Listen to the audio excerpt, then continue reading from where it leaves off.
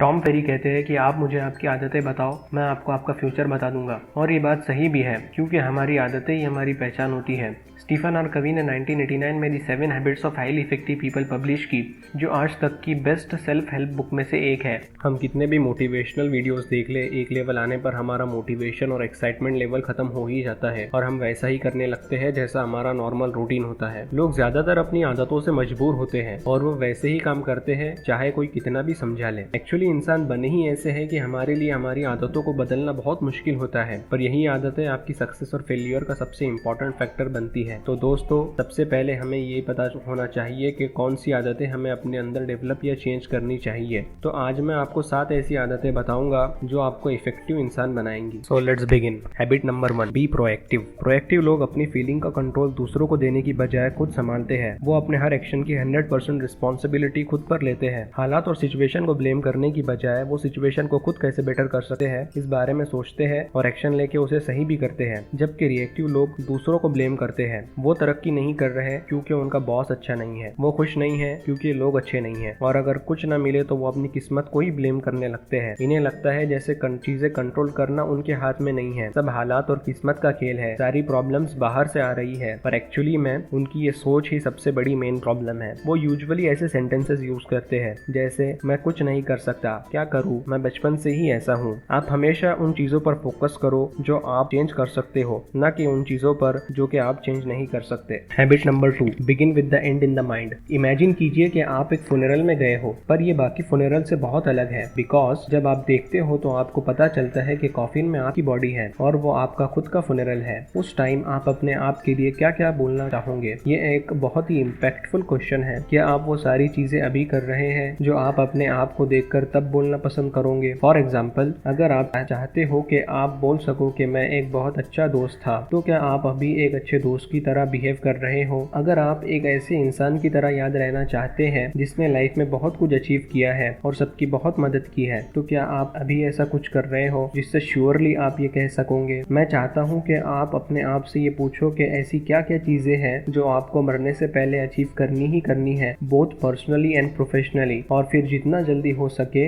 इसके लिए काम करना शुरू कर दो। Habit number 3, put first thing first. हमें जो काम सबसे जरूरी है वो काम सबसे पहले करना चाहिए। अब ये आदत बोलने को सबसे सिंपल है, लेकिन सबसे मुश्किल भी यही है। कुछ साल पहले की बात है, मैं मेरे दोस्त के साथ कॉलेज से घर जा रहा था। बातों बातों में उसने मुझे बताया कि वो बहुत बिजी है और उसे जिम करने का भी टाइम नहीं मिल रहा, जबकि उसे बॉडी बनाने का बहुत शौक था। थोड़े टाइम बाद हमने रास्ते में देखा कि एक जगह भीड़ जमा हुई थी। वहाँ कुछ आदमी लड़ रहे थे। मेरा दोस्त वहाँ रुक गया और मुझे भी साथ में रुका लिया। फिर हमने वहाँ रुककर पूरी लड़ाई एंजॉय की। सब खत्म होने के बाद मैंने उससे कहा कि ये सब देखने की बजाय तू घर जल्दी चला गया होता। उसने हंस के कहा, छोड़ना यार, जाने दे। हाँ, मुझे पता है कि जितने टाइम हम लोग वहाँ रुके थे उतने टाइम में उसकी जिम पूरी नहीं होने वाली, पर यह बात भी सच है कि मोस्टली हमें जितना लगता है हम उतने बिजी नहीं होते। ऐसा कितनी बार होता है कि हम अपने फेसबुक फीड्स बेवजह स्क्रॉल करने लगते हैं, यूट्यूब पर वीडियोस या टीवी देखकर टाइम पास करने लगते हैं, और कुछ नहीं तो बस बेवजह की बातें सोचने लगते हैं, जबकि हमें कुछ इंपॉर्टेंट काम खत्म करने बाकी होते हैं। ये बहुत सी कॉमन आदतों में से एक है जो हमारा बहुत सा इंपॉर्टेंट वक्त वेस्ट करने लगती है और हमें कभी एक एवरेज इंसान से ऊपर बढ़ने नहीं देती। तो आपको कुछ करना है लाइफ में तो वो काम सबसे पहले खत्म करो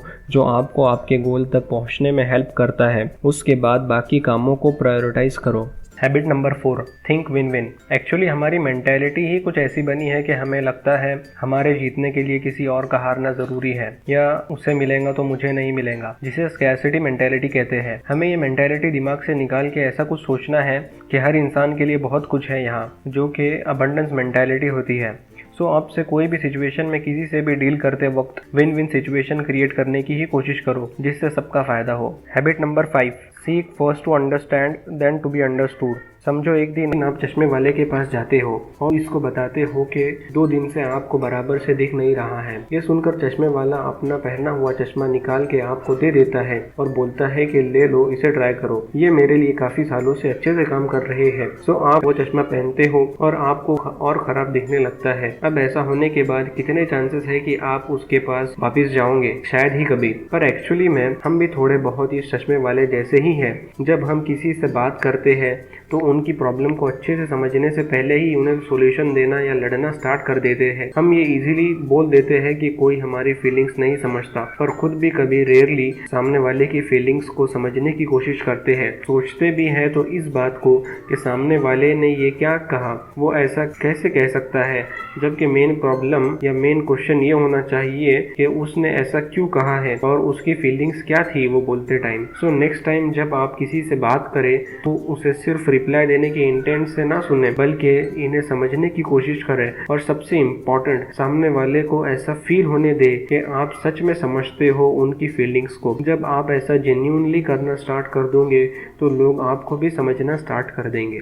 हैबिट नंबर 6, सिनर्जी। अगर आप दो प्लांट्स को साथ में लगाते हो तो उनकी जड़ साथ में मिलकर मिट्टी की क्वालिटी बढ़ाती है, जिससे दोनों प्लांट्स की ग्रोथ बेटर होती है उन दो प्लांट्स के कंपैरिजन में जो कि अलग अलग जगह लगाए गए हो। सिनर्जी की हैबिट हमें हमेशा मिलकर एज अ टीम काम करने के लिए इंकरेज करती है। फॉर एग्जाम्पल, दो आदमी पेड़ से सेब तोड़ने की कोशिश कर रहे थे, पर काफी ट्राई करने के बाद भी दोनों उन तक पहुंच नहीं पा रहे थे क्योंकि सेब थोड़े ऊपर थे। फिर दोनों ने सोच के डिसाइड किया कि एक आदमी दूसरे के कंधे पर चढ़कर सारे सेब तोड़ लेगा, और उन्होंने ऐसा करके सारे सेब तोड़ लिए। इस एग्जाम्पल की तरह जब हम लोगों के साथ सिनर्जाइज करते हैं तब हम हमारी कैपेबिलिटीज को डबल, ट्रिपल और जितना चाहे उतना बढ़ा सकते हैं, जिससे हमें हमारे गोल्स को पाने में काफी आसानी हो जाएंगी। हैबिट नंबर 7, शार्पन दी सॉ। एक आदमी बहुत देर से एक पेड़ को काटने की कोशिश कर रहा था। वो एकदम थक चुका था, पर उससे पेड़ कट ही नहीं पा रहा था। पास ही एक लकड़हारे ने ये देखा तो वो उसके पास गया और उसे सलाह दी कि उसे पहले अपनी आरी तेज कर लेनी चाहिए। पर ये बात सुनकर उस आदमी ने कहा कि ये करने में तो बहुत टाइम जाएगा। अभी शायद ये आपको जवाब स्टूपिड लगे, पर हम भी यूजुअली ऐसा ही करते हैं। हम एक्सरसाइज के लिए दिन के 30 मिनट नहीं निकाल सकते ताकि हमारी हेल्थ अच्छी रहे,